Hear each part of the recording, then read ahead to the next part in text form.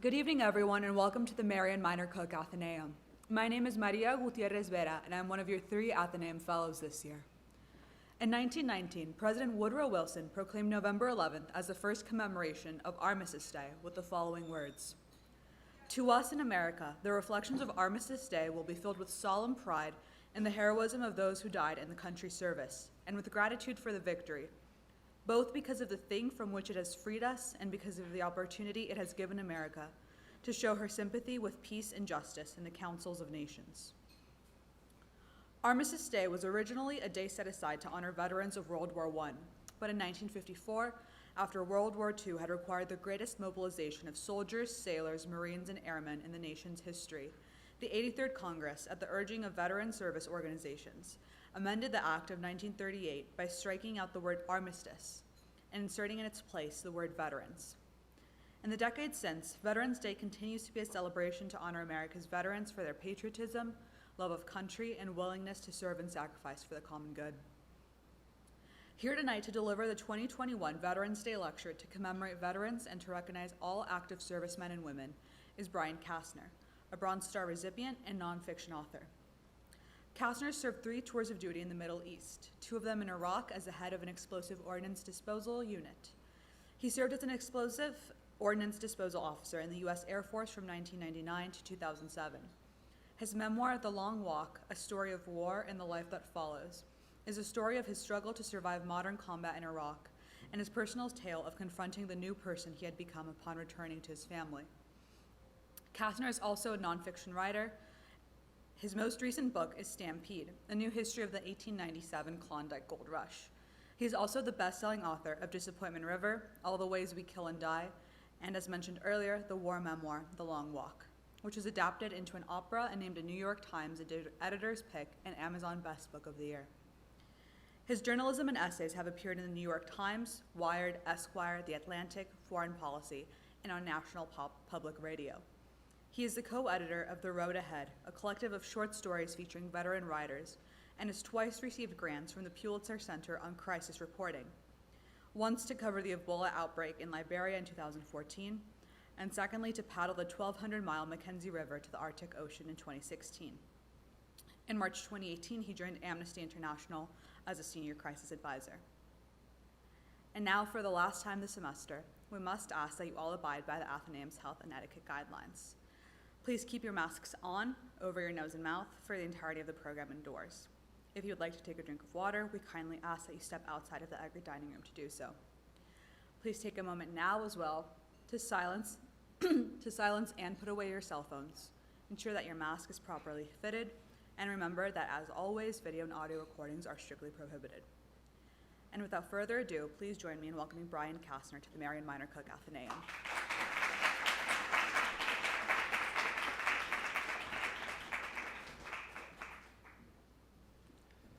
Thank you. Thank you very much for the extremely kind welcome that I've received over the last couple hours. It's been, having tea and visiting students in class and being able to meet everyone and see everyone. It's been extremely welcoming. I'm deeply grateful for that. Special thank you to Priya. Where'd Priya go?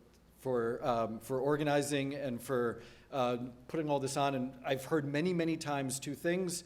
General Eikenberry was exceptional, and I have a hard act to follow, and also that this is the last one of the year, so I will try to live up to the grand finale. A couple things before I get started. It's since it is Veterans Day, and we're thanking veterans. Are there any veterans? Not to put anyone on the spot. Are there veterans sitting here? Raise your hand briefly, so that we may thank you. Do we see anyone?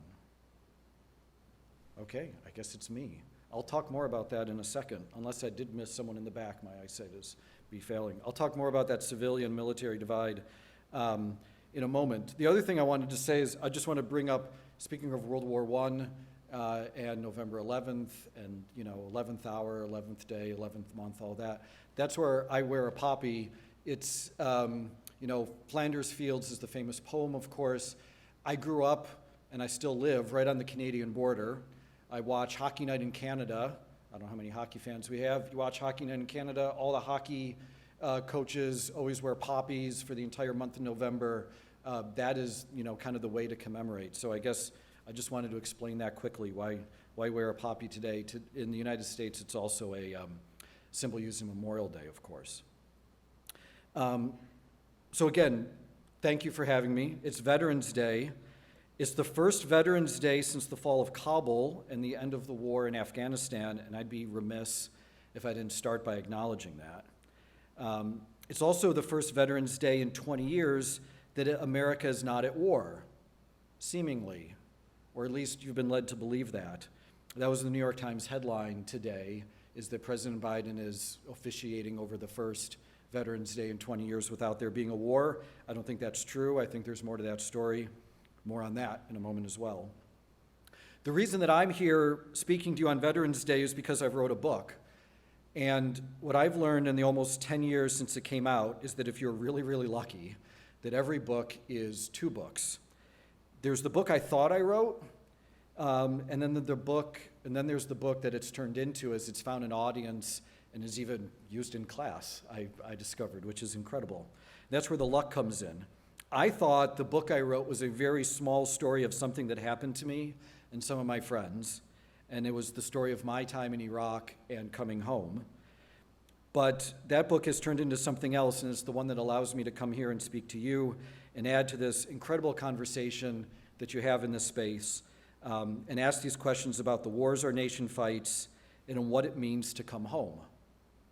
So I was a bomb tech, as you've already heard, an explosive ordnance disposal tech in Iraq in 2005 and 2006, and I had what I would consider a very average experience. What is that average experience?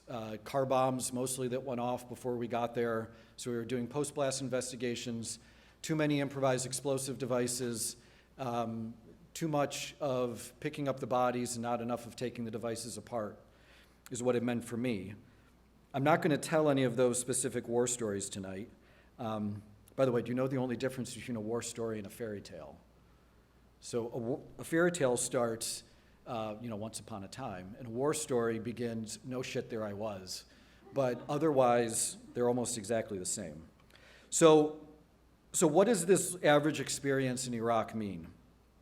So I called my book The Long Walk, and that's a couple meanings, of course. That's the long walk to the bomb. The long walk is a term that all bomb techs use for when you put on the bomb suit and have to walk by yourself. It's a lonely experience to walk up to a device. But it was also the long walk home for me, and I'll talk more about that in a second as well. In the canon of post-9/11 war literature, there's really two kinds of war books. And like all things in America now, there's red state books and blue state books. And I can describe, what these mean to you, but I bet you probably know intuitively what I already mean by each type. In red state books, the veterans are heroes. And they may not win the whole war, but you win your tour. And then you get to go on Fox News and explain that because you're a SEAL, you understand cryptocurrency or blockchain or something like that. I don't know. I don't get those. And then you have blue state books, and in those, there's a lot more feelings, and the author goes on NPR to say how we really lost the Afghan war in our hearts. And I call this genre, I went to war and I feel bad about it. My book admittedly fits into that. When it was published a decade ago, I went on Fresh Air with Terry Gross, where my publicist wanted to put my book. Which is a shame, because I think if veterans are feeding into our country's tribalism and divides that we have right now, we're missing an opportunity. So more on that in a moment too. So I'm going to make you wait on these three themes: our continuing war, coming home, and the divisions in our country. But first, let me tell you a story. And that story is how I ended up in Iraq in the first place, and what we continue to do in the Middle East and North Africa and Asia, and how I came home. I was asked many times today by many students, and by the way, the students here are just so damn smart. I've mostly just tried to keep up as I have discussions, whether it's at the table or in class or at tea or whatever else. I feel like I've been sprinting since I got off the plane, trying to keep up with the conversations here. It's incredible. So I've been asked, it came up in the podcast today, what was like the defining moment? And for me, I went to Iraq because of 9/11. On 9/11, I was a young lieutenant deployed to Saudi Arabia There was a thing called Operation Southern Watch, where the Air Force had been bombing Saddam for a decade. I was part of it. And I was a chemical weapons defense officer at Prince Sultan Air Base. And when 9/11 happened, it was the afternoon. And I saw it on TV. And I told the guys watching TV, I said, turn off the movie. We shouldn't have a movie on in the middle of the day. And of course, it was cable news. And that morning, this has kind of been lost to history, but Saddam's air defense system shot down a Predator drone. And so we were getting ready actually for a new bombing campaign, like an increased bombing campaign over Iraq. And I had meetings with the wing commander and some other commanders that day. And no joke, on the day of 9/11, my question for the commander was, are we going to Afghanistan or Iraq? And his answer was, we don't know, maybe both. Well, it turned into both eventually. So after 9/11, I felt an obligation and a purpose. And this 9/11 being the focus of my life since, in the 20 years since, and really defining everything that I've done since. As an aside, I just want to say a note on generations. Pri and I were talking about this before. You know, everybody writes about generations now, Gen X and millennials, and Zoomers, Gen Z, Gen Y, et cetera, et cetera. Everybody knows who the boomers are, but like the divisions between Gen X and millennials and Z can be kind of confusing. So I actually use 9/11 to describe the difference in those generations. So if you're young enough to have no memory of 9/11, how many people is that in this room? That's a lot of people. I'm guessing you would call yourself Generation Z, maybe, probably. If you were a child on 9/11 or felt like a child on 9/11, and if you felt the safety of your world crack suddenly and you looked for a parent or a teacher to help explain what was going on to you, then I would call you a millennial. And if you were an adult on 9/11 and felt like something happened and you needed to do something about it, well, then you're Gen X or older. And under that definition, I'm Gen X because I was already in Saudi Arabia. So, of course, Iraq wasn't involved in 9/11, and neither was Syria or Somalia or Yemen, but we ended up doing operations there too, and still are. Al-Qaeda in Iraq formed while I was there. Al-Qaeda in Iraq turned into the Islamic State, and the Islamic State metastasized in a way that Al-Qaeda never managed to, and now there's an Islamic State militia all over the world. And so our troops may be gone in Afghanistan, but we're stuck in the middle of a war right now that I and many of our veterans, my fellow veterans and my fellow writers, we call it the forever war. And the concept of forever war, you know, it's pretty Hobbesian. It's that it's all nasty, brutish, but not short at all. It just continues. And concept of forever war is really, I think, contrary to how we think of ourselves. Wars are for winning. And if the war's going on forever, then you're not winning, right? So let me define forever war and what I mean by it anyway. I mean the post-9/11 wars. I mean Afghanistan and Iraq, but I also mean Syria and Libya, Somalia, Yemen, the Philippines, Mali, Niger, Nigeria, and Mozambique, perhaps, where there's a brand new Islamic State wilaya. I could go on. Much of it now, especially, is out of sight. Local militias are doing a lot of the dying instead of American soldiers, and so it doesn't make a lot of American news. This term forever war was the title of a book by Dexter Filkins, as at least one class knows. But that book is mostly about Iraq. I think he used it a little prematurely. I used it as the subtitle for the short story collection that Maria talked about, The Road Ahead. My friend Matt Gallagher, he wrote a short story, fiction, for Wired magazine that was subtitled Celebrating 50 Years of the Forever War. You know, I'm sure that there's other uses of the term historically, but in popular culture, for those that don't know, it actually comes from a novel, science fiction novel by Joe Haldeman, published in 1974.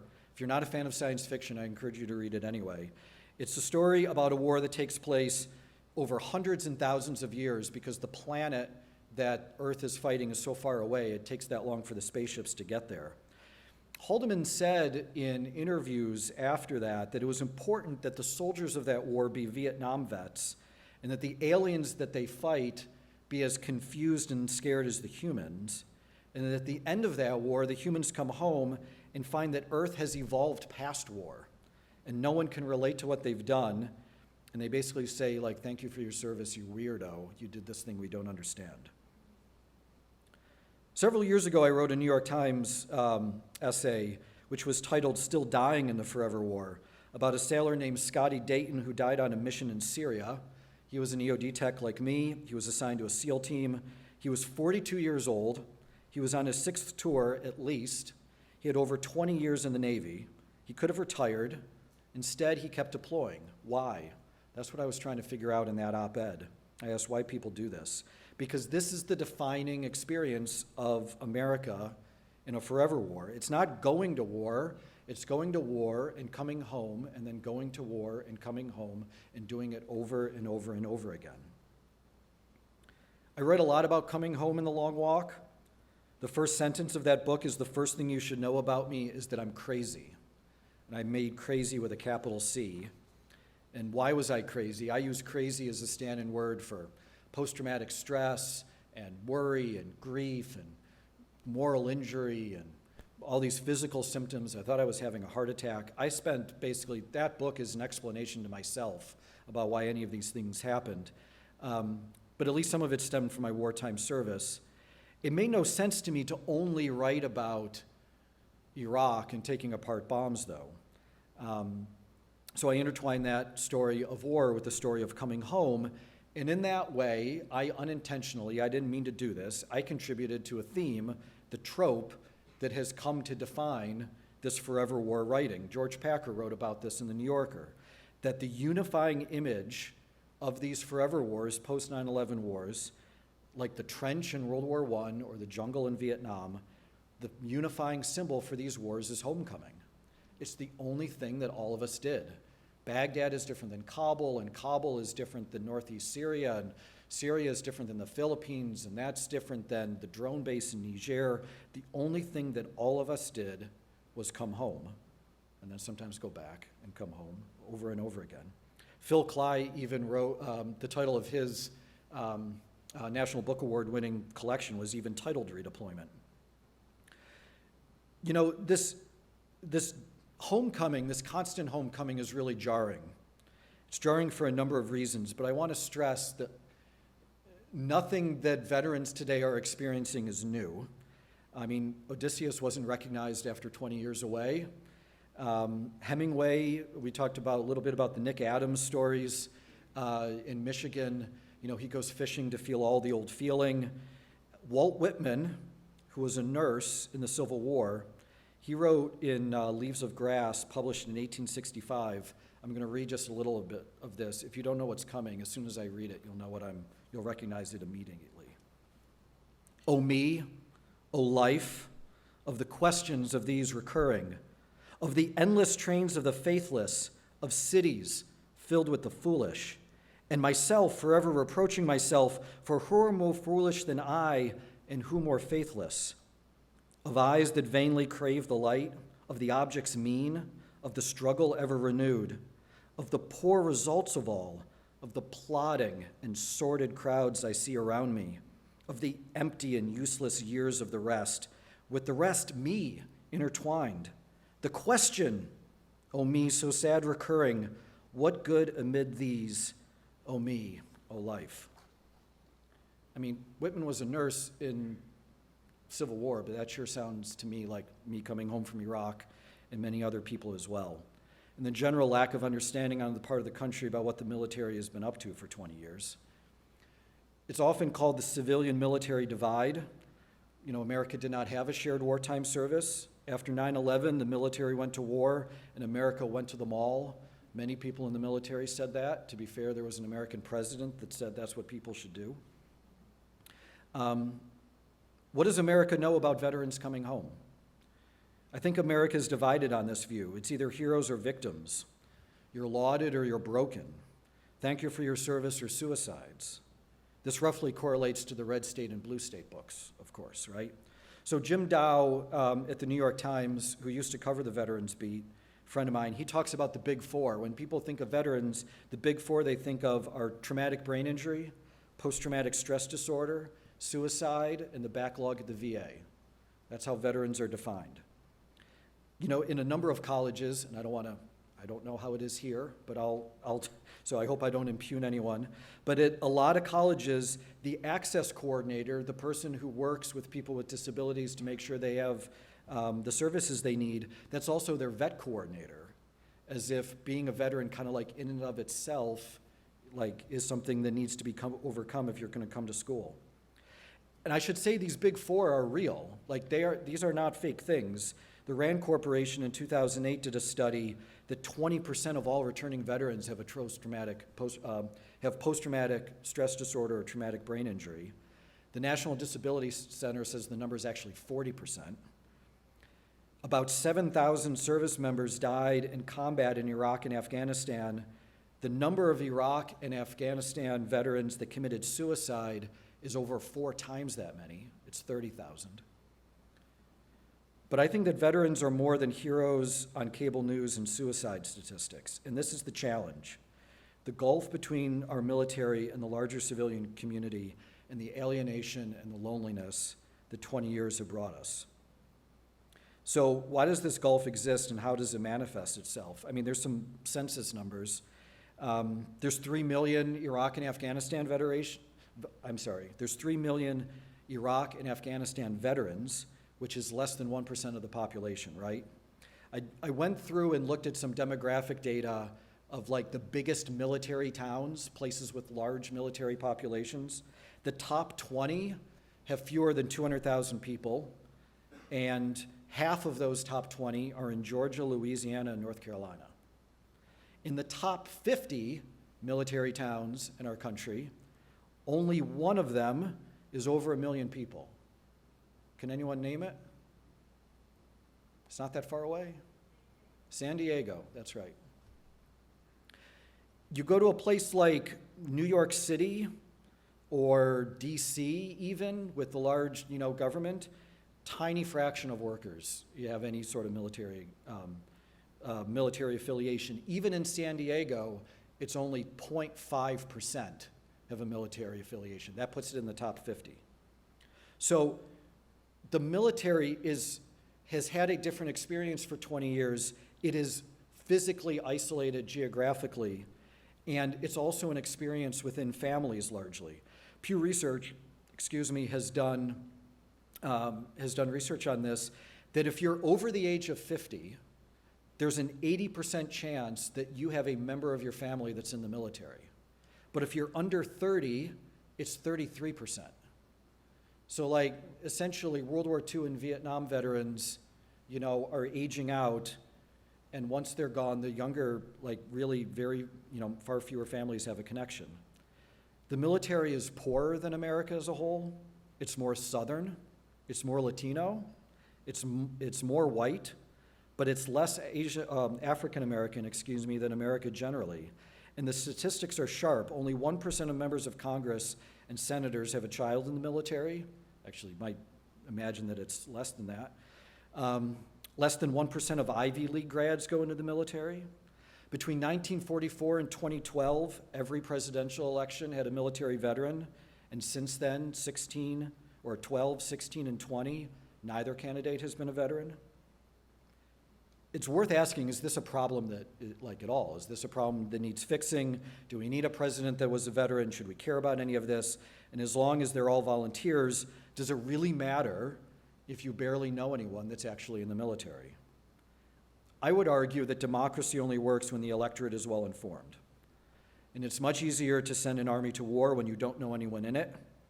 And it's a lot more effective welcoming them home and reintegrating them into society when they're everyone's sons, daughters, nephews, nieces, cousins. We've tried to fix this military-civilian divide before. After Vietnam, one of the ideas was to put all the logistical units in the National Guard, and so that way, even if you deployed infantry and armor and air wings and whatever, you would eventually have to deploy trucks and food to feed them and everything else. And if you put the logistical units in the National Guard, then the National Guard units would be more connected to communities, and then those communities would notice, well, our people are going, we're going to pay attention to this.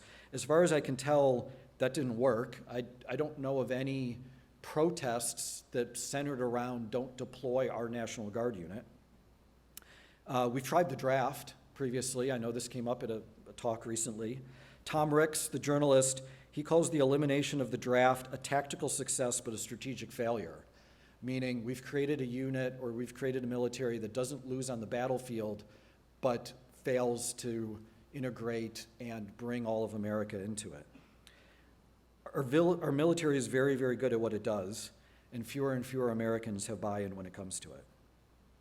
Now, I think that the solutions to this program, I don't have I'm sorry to disappoint any of the government affairs majors here. I don't have a government program that's going to fix this. I think it's many small acts rather than one large national policy or program. I think in a fractured society, there's no one thing that can be done. You need 1,000 local programs.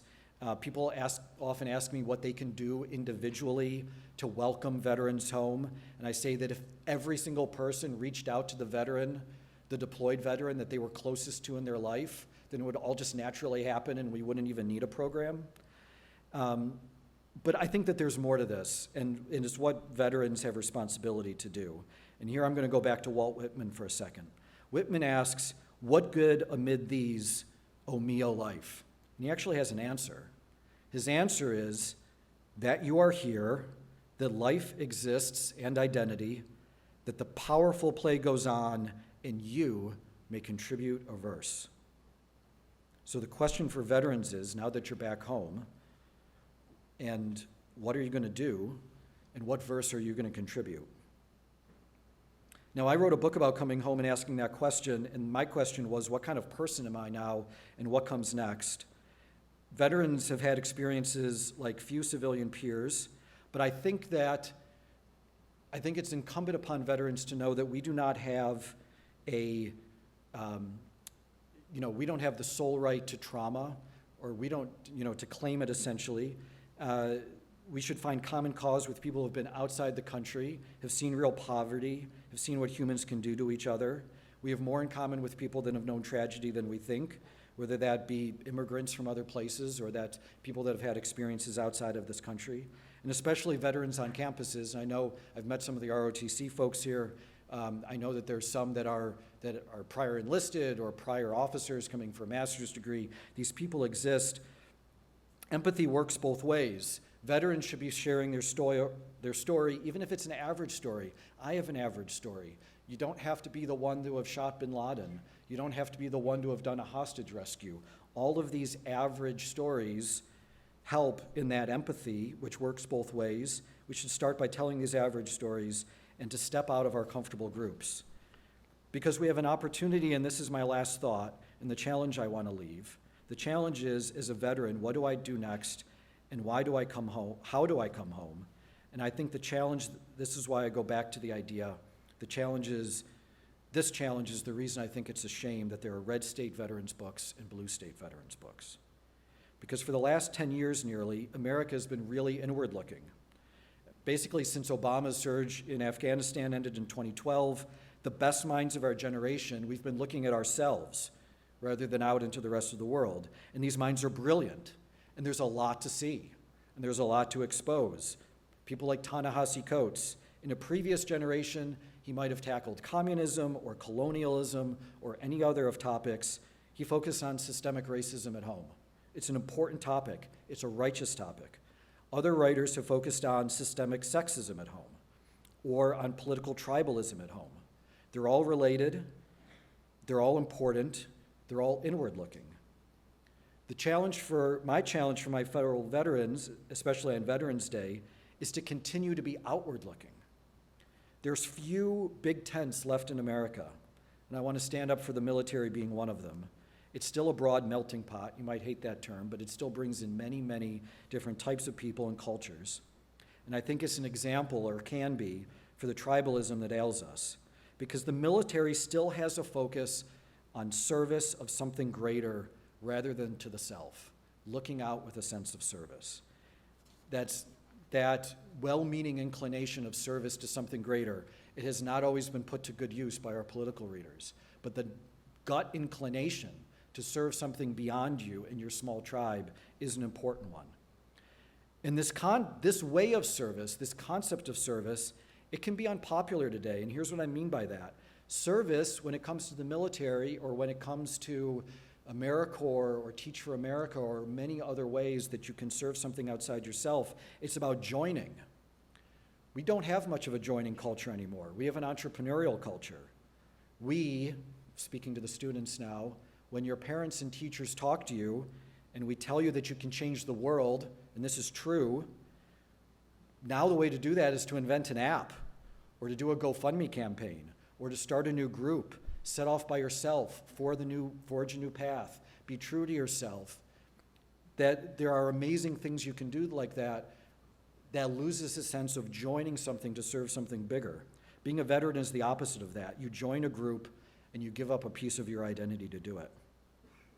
So the challenge for veterans is finding the next thing, finding the next way to serve outside yourself, finding the next way to be outward looking, finding the thing that is meaningful and impactful and purposeful for you as the job you used to have. When I was 29 years old, I had 60 people working for me, a $10 million budget. I led people in combat. I knew what I was doing was important. It was on the front news of the newspaper every day. And it's tough coming home at 29 and having had that experience. What do I do next? Finding that next thing, the healthy and productive next step. I'm very lucky to have found it twice, 3 times. I found it in the military, I found it in writing, I now found it as a war crimes investigator for an NGO. There's other ways, there's other healthy things. My friend Chris Chivers at the New York Times, he's becoming a commercial fisherman. He's got this great saying I love. He says the best place to store excess food is in your neighbor's stomach. I just love this idea of community and service to something outside. That's an outward-looking view and one that I'd encourage all of us on this Veterans Day, whether we're veterans or not. Thank you very much.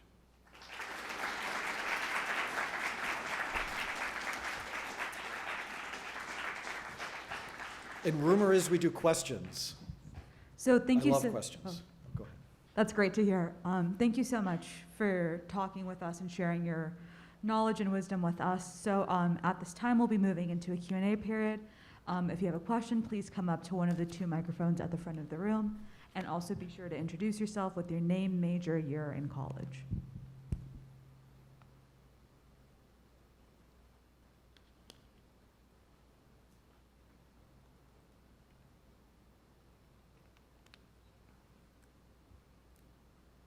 I appreciate you giving me the chance to get some water. Yes, please. My name is Lucy Castner. I'm a senior at Claremont McKenna College studying history and psychology. As someone who has family in the military, I find it hard knowing what to say to them before they deploy, knowing that there is such a tough culture when they come back.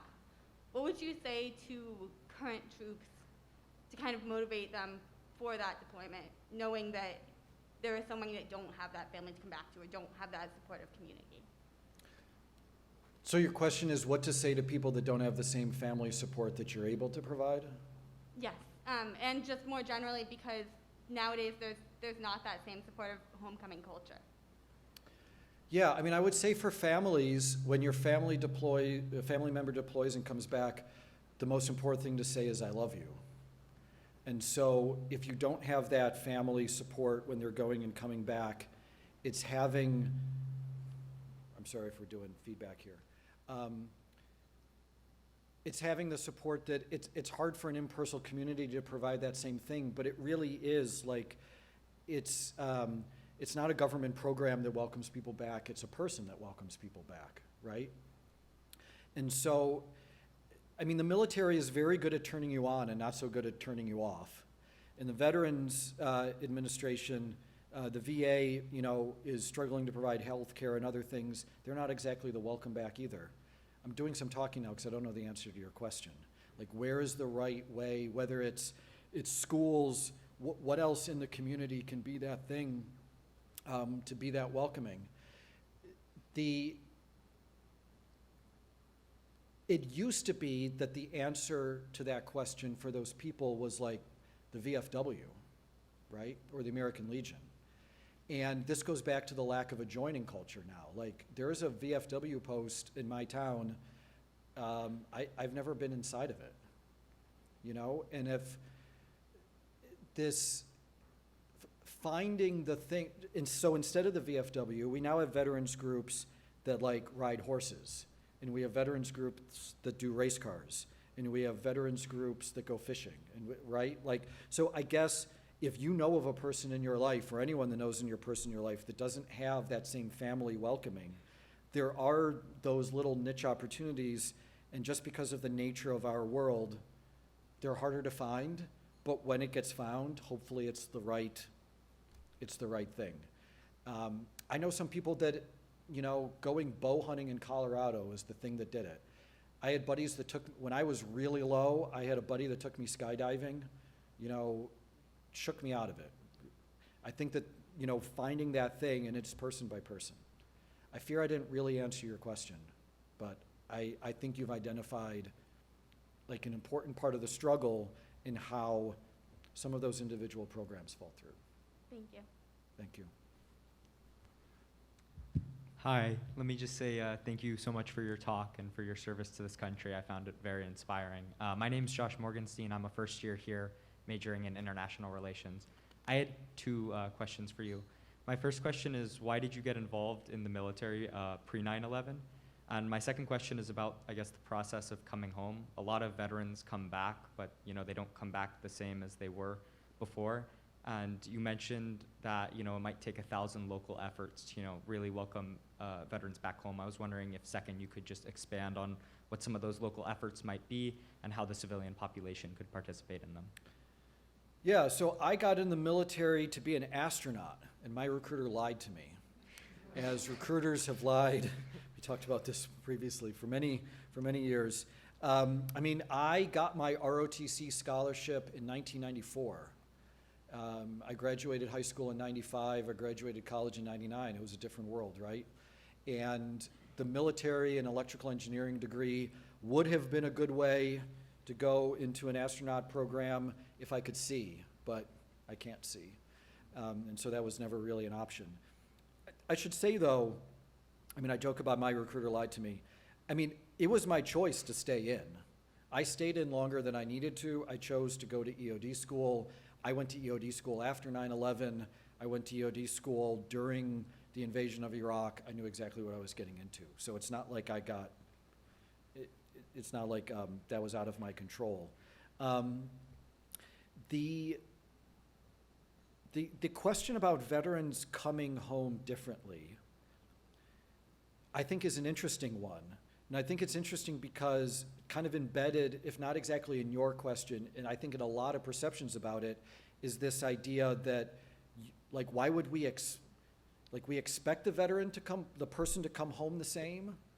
Like, or that there's a problem that the person came home different? Why would we expect them to come home the same at all? Like, anyone that goes and has, like, some completely different experience in a different place is going to come home a different person, whether it's a war or, I don't know, joining the Peace Corps and going to Namibia or whatever. Like, you're gonna come home different.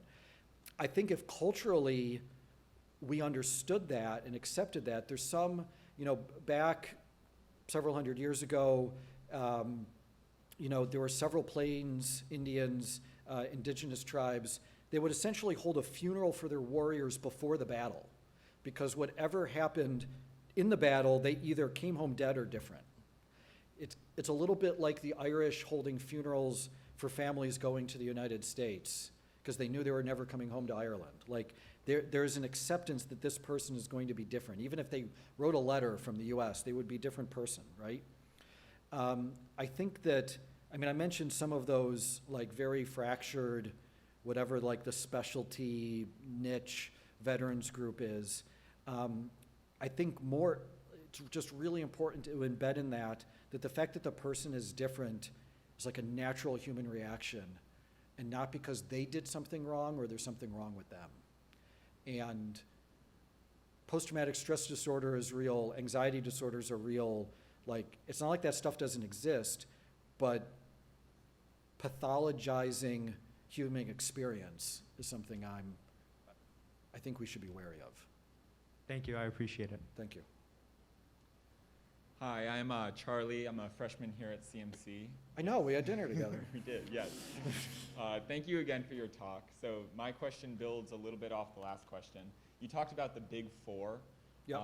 The big four, I guess, symptoms of post-service experience that many veterans have and how they really are grounded in reality. So my question for you is if you think, or if you have a vision for some type of service that doesn't seemingly fundamentally lead to these, that isn't linked to trauma and abuse and, dark times. Yeah, I mean, my point about the big four is that they're real, but they're not the only real thing, right? So if 20% really have a TBI, it means 80% don't. And there are many ways, you can have post-traumatic stress disorder, you can also have post-traumatic growth. You can have ways to use the experience and become, grow into something more mature and better afterwards. It doesn't have to be down the hero or broken path. You don't have to pick one or the other. There's ways to, to use one into the other. We were talking a little bit at dinner about this idea of national service. The rumor is that there's this, I don't know, maybe my table just goaded me into this, but there's a tradition that I as the speaker have to come up with a good question for the head table. So one of our good questions was, can you, knowing that we were going to talk about tribalism and identity and our fractured politics and our fractured culture right now, what can we do to form shared identities, to form American identities? And one of the things that we talked about at the table was shared experience and shared service experience that doesn't have to be military experience. And so I would not be a fan of a draft overall. The military is not for everyone. We don't need that many millions of people in the military. It doesn't make sense. But a national service, and there's many ways to serve, teaching and Peace Corps and AmeriCorps, I mentioned some of them. I'm sure that there's many other ways that, like you say, don't involve getting your brain blown up, but do involve stepping outside yourself, stepping outside your particular community and serving something greater. Yeah, I'm a huge fan of that. And what's it going to take to actually get there? I don't know. And I'm now going to disagree with myself for a second. There are, we have these issues, but there's worse options. One of the worst options is that America as a whole truly does appreciate what the military does and appreciates it on a very visceral level, and that's because America experiences war here. You go to Israel and there's a lot of people in Israel have an appreciation for the IDF because they are living in the middle of it. I don't wish that experience on America as a whole, right? So in some ways, this is a, what am I trying to say? This is our own American privilege in some ways to have this disconnect because we get to have our wars other places and not here. And so there are worse ways that this could go, I guess is what I'm trying to say, and I'm trying to stave that off by doing what we can now to build community and the shared experience and stave that off. Yes. Hi, thank you so much for your talk and for coming to our class earlier. My name is Robin Peterson and I'm a senior at CMC. And I just wanted to take this a little bit of a different direction towards other people that serve. So you talk a lot about veterans and obviously such an important day for that. But what about I was wondering if you could talk about your own experiences with the spouses and families that serve in the military alongside their, dealing with the deployments and their spouses being away. How did you personally deal with that? You don't have to answer if that's Poorly is the answer, but I can go into it, yes. And then also just, what do you think that not can be done to help them, but just to support those families going through that? Yes, thank you for that. And I am remiss that it didn't come up before, and so I appreciate you mentioning that and correcting that. There's this saying that They also serve who only stand and wait. I think that's the phrasing. The sacrifices that families make are significant and are like even more than I think are generally understood. You know, my wife we've been married this entire time. We've been married 21 and a half years or something. We've been through all of this together. She's a brilliant woman. She's a PhD. She's the editor-in-chief of the Journal of Emergency Nursing. She's at the National Academy of Medicine right now. I'm extremely proud of her. And she put her career on hold for 8 years, taking basic hospital jobs because at a year at a time. And then she spent 5 or 6 years after that explaining to employers why she had a different job every year. You know, and it's because we kept moving, right? So beyond all of the impacts that you might imagine with the military person being gone, whether it's the man or the woman, the parent that has to stay, the children that have to endure this particularly bothers me as a father. I have 4 sons, and I mean, I signed up for this, but they didn't sign up for it. And I'm putting them through their father being gone, the worry about what their dad is doing. Once they get old enough to understand what I'm doing, I'm sure my oldest is gonna, if he hasn't started with a therapist yet, he will on that. I only half tease. I think that, anyway, so I've acknowledged the scope of the problem. What's to be done about it? I mean, in a tight unit like EOD, the spouses, and it's not all wives, but it's mostly wives. There are female EOD techs, but there's fewer. But the spouses take care of each other. It is a natural human response. It is, I don't know if it's completely a sufficient response.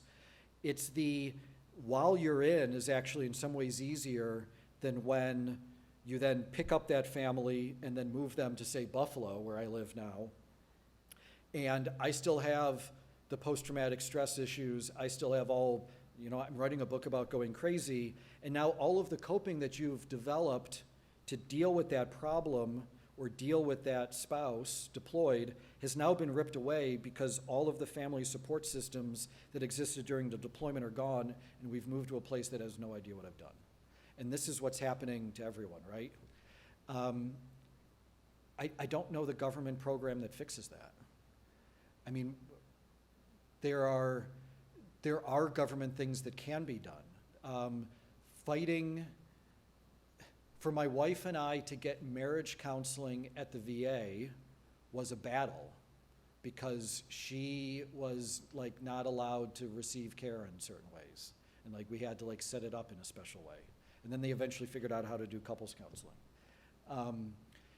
It's little things like that where I'm not sure that there's a fix on the government program, but there's certainly lots of speed bumps that get in the way that could be making a real impact. You'll notice a trend in my answers tonight, which is that I really struggle giving like an answer on how to fix it in like 30 seconds. Everyone's asking smart questions, but I feel like the how to fix it is so dispersed over 330 million Americans and 3 million veterans, and the different levels of funding in various places. This is why I go back to, as much as possible, making it a one-on-one and an individual thing and meeting kind of people where they are. And like in every case is different. And I understand that that's not satisfying. Oh, that was definitely satisfying. Thank you. Thank you. Thank you so much. My question is, I would love if you could expand a little bit more on your writing process for your book, particularly how you thought you had one book in mind, but kind of ended up with another, dealing with such tough topics that are really serious, and just the process of writing about feeling crazy with a capital C. Yeah, thank you for asking that. So writing that book, so I would say writing each book is different. You're still mountain climbing, but they're different mountains, so there's different challenges. Some of the skills apply, but others don't. or the individual circumstances are different. For me, writing that first book was biological. Like, it was a biological process. These things were going to come out of my body one way or the other. I eat, I breathe, I go to the bathroom, and this book is going to come out of me. And it was just a matter of what's coming out of me on any particular day, what is on my mind. One of the epigraphs in the beginning of the book is the quote that life is what a person thinks of all day long, and this is what I was thinking of all day long.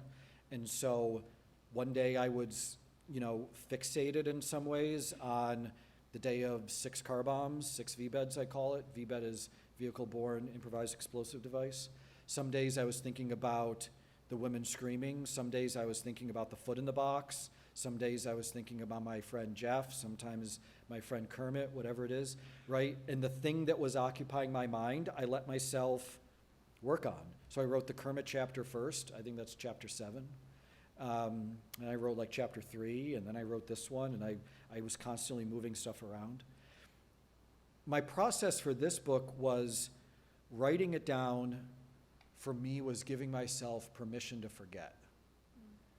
I felt a tremendous responsibility to remember every little bit of what happened, because it was somehow like it lost meaning if I forgot, because then there wasn't a witness, right? So by putting it down and getting it down the best I possibly could, then I don't have to remember it anymore. Like, it exists. We were talking about this a little bit in class, that this book is a time capsule. I've forgotten a lot of what's in that book, purposely. If I want to know what happened on the day of 6 VBEDs, I'll read the book. I don't need to anymore. I don't have the responsibility to hold on to it anymore. So in that way, it's incredibly cathartic and therapeutic, and I try to tell veterans all the time, writing might work for you. Writing and publishing are 2 very different things. I would have gotten 99% of the catharsis of writing this book if I had put it in a drawer and forgotten about it, right?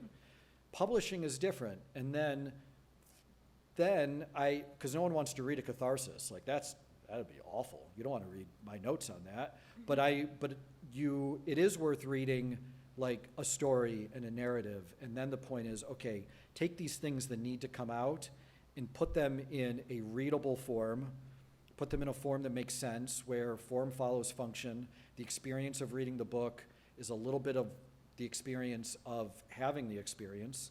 And then just trying to make it the best I can. And my default on this book was to always get the feeling right and default to that feeling, rather than, the crystal clear narrative in every case. Thank you. Thank you. Hi, my name is Maria. We had dinner together. I know. So I wanted to come up here to ask if you could speak a little bit on your most recent work doing war crimes investigations at Amnesty, kind of sort of what a day doing that work looks like, and if that's kind of informed by your tours or if it's not as well. Yeah, so 3.5 years ago or so, I joined Amnesty as one of the war crimes investigators on the crisis team. I feel extraordinarily lucky, and also a certain sense of obligation that we were talking about this over drinks before. If I was your age of students, and if I had said in 20 years I want to be a war crimes investigator, then I could not have done a better set of things to get to this point than I ended up doing. Having the military background, doing all those post-blast investigations in Iraq, becoming a journalist, learning to interview people, having the skills to understand how fixers work and how to sneak into a country and how to not get detained and all those kind of things. I had built up all of those skills, and now I get to combine them all, and I feel really fortunate to do it. I'm not here to sell anyone on Amnesty tonight. I'm here to represent a book and the veteran experience, but I would say that I derive a great deal of meaning from it and purpose, again, like I said, and the skills are, directly applicable. And I do think it has also really changed my own view of my own military service to spend, it's not just now that some of the airstrikes I investigate are American strikes. We investigate Russian and Ethiopian and, Libyan strikes as well, right? But it's spending time in a country where instead of driving around in an armored vehicle in a uniform with a gun, I'm wearing clothes to blend in. I'm in a local vehicle. I speak hardly any of the language, but if I can understand enough to nod my head and point to my fixer and let him talk. I know that I'm doing well when people walk up to me and speak Arabic in Tripoli. That means I'm doing my job, blending in.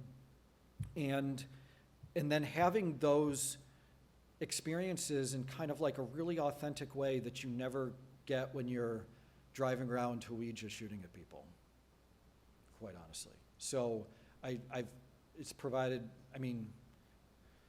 for me just personally, a tremendous ability to reflect. Thank you. Thank you.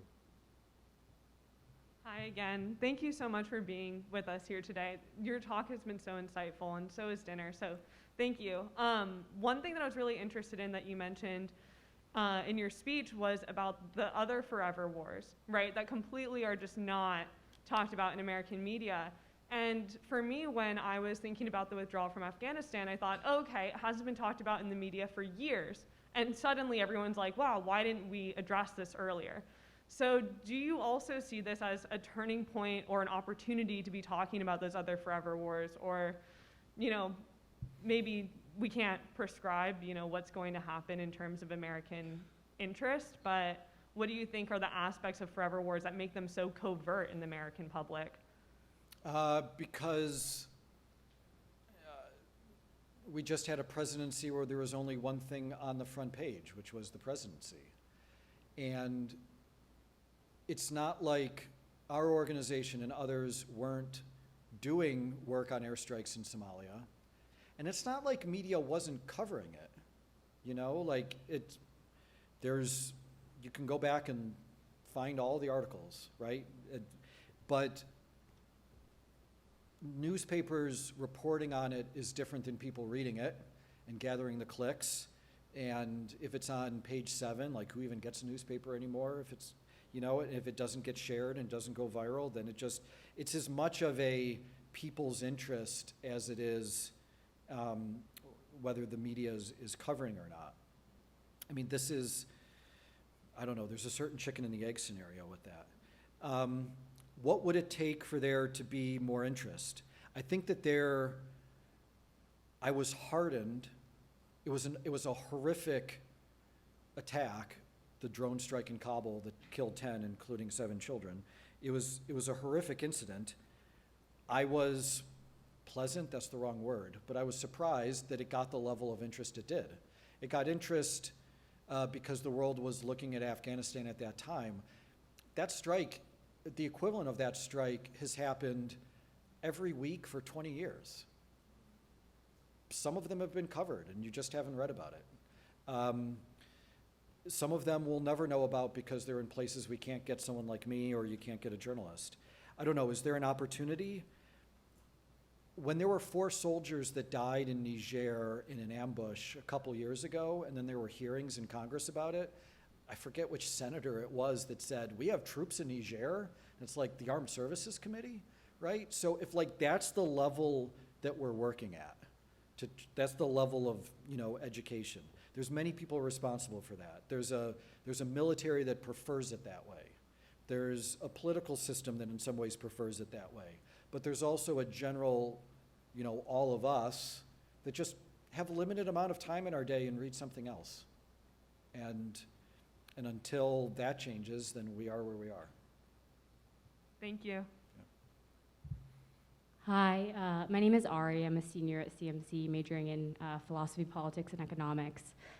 My mom served in the Air Force in the 80s and the 90s, and days like today are a little bit hard for her because I don't think that she feels like she suffered enough trauma to be justified to hear something like, thank you for your service.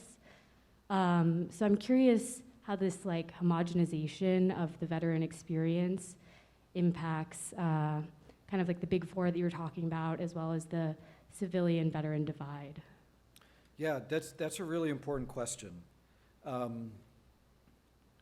mean, to start and most importantly, your mother did plenty, right? And so I'm very grateful for her service, and none of us, from the, you know, most elitist SEAL down to the lowest person that, you know, served 2 years in '82 or whatever, like, and, you know, was a desk clerk in Colorado, like everyone in between did what the military told them to. And you have very little choice over that. Like, I didn't pick a war, your mother didn't pick a war. I understand completely why she feels that way. It's easy for me to say she shouldn't. But it is, I mean, this hierarchy within the veteran community is very real, and it's extremely damaging. And like, no one wins a trophy for trauma. And this is the, I mean, when this book, when The Long Walk first came out, actually veterans didn't talk to me much. The people who wanted to talk to me after book events were women whose sister died of cancer, or a mother that lost a son in a car wreck or something. Like, veterans don't have a monopoly on trauma, and combat veterans don't have a monopoly on the veteran experience. Your mother's veteran experience is 100% equally valid to mine and to everybody else's. And so you don't need to have experienced a certain amount of misery to have served your country. That's a good thing. We're going through this big four because we have had this war and it has had these effects. Those effects are real. But I don't know, we're in a messed up place when there's stigma for having the post-traumatic stress disorder, and then there's also stigma for not having it, right? And we're just, I don't know, that level of judgment, it's real, and it's unfortunate, and I'm sorry for that with her experience. Thank you. Please join me in giving Brian Castner a warm round of applause.